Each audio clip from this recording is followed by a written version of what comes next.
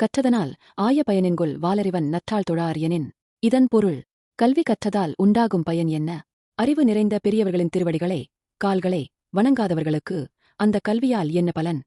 ஒரு ஊரில் 2 இளைஞர்கள் இருந்தனர்.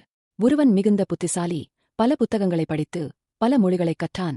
மற்றவன் அதிகம் படிக்கவில்லை, ஆனால் பெரியவர்களின் அனுபவங்களைக் கேட்டு அவர்களுக்கு மரியாதை செலுத்தி வந்தான். ஒரு நாள் ஊரில் பெரிய வெள்ளம் வந்தது. புத்திசாலியான இளைஞன் தன் கல்வியைக் கொண்டு என்ன செய்வதென்று தெரியாமல் தவித்தான்.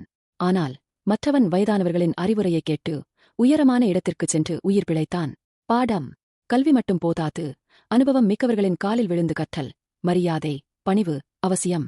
உண்மையான அறிவு பெரியவர்களின் வழிகாட்டுதலோடு இணைந்தால்தான் பயனுள்ளது. இதைத்தான் வள்ளுவர், கற்றதால் பயன் என்ன?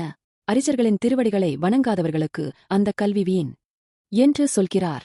முக்கிய பாடம்: கல்வி, பணிவு, பெரியவர்களின் அனுபவம், உண்மையான ஞானம்.